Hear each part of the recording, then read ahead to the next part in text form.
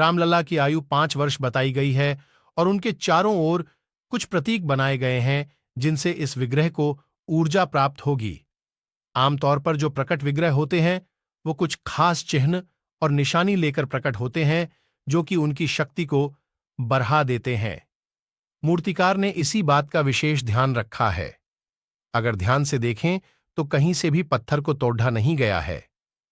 श्री राम लल्ला विराजमान के मस्तक के ठीक ऊपर भगवान सूर्य नारायण का प्रतीक है। सूर्य जगत की आत्मा है और श्री राम सूर्यवंशी है, इसलिए उनके मस्तक के ऊपर आशीर्वाद के रूप में सूर्य नारायण को रखा गया है।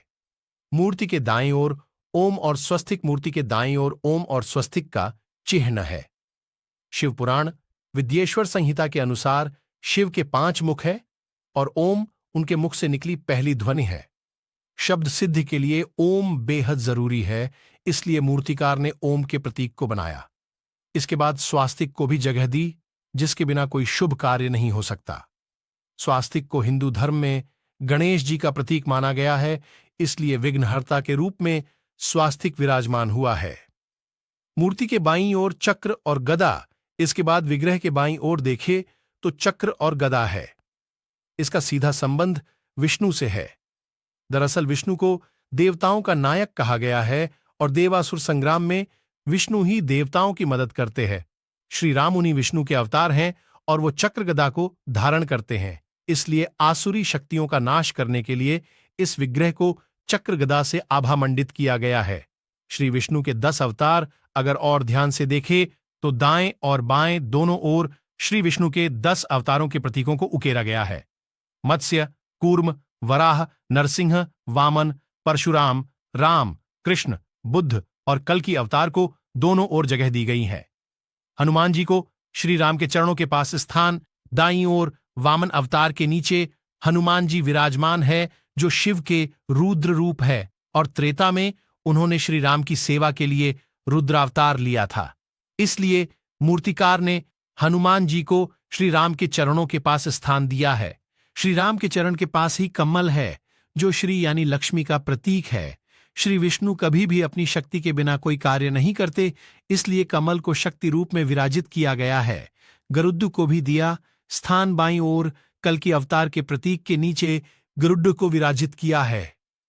महाभारत के अनुसार आर्षि कश्यप और विनता के पुत्र गरुड़ को श्री विष्णु ने अपना वाहन बनाया था, इसलिए मूर्तिकार ने इस बात का भी विशेष ख्याल किया और गरुड़ को श्री राम के चरण के पास स्थान दिया है। इससे श्री विष्णु की ऊर्जा इस विग्रह को प्राप्त होती रहेगी।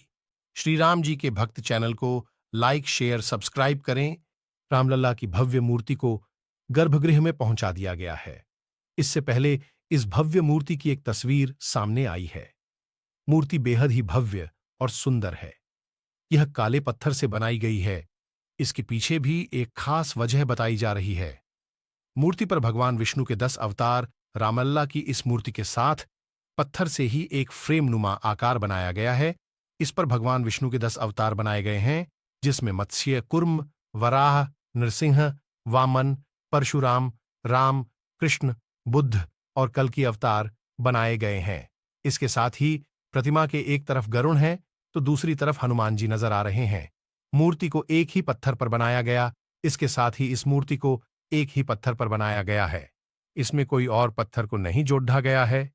रामलला की इस मूर्ति में मुकुट की साइड सूर्य भगवान, शंख, स्वस्तिक, चक्र और गदा नजर आएगा। मूर्ति में रामलला के बाएं हाथ को धनुष बाण पकड़ दहाने की मुद्रा में दिखाया गया है।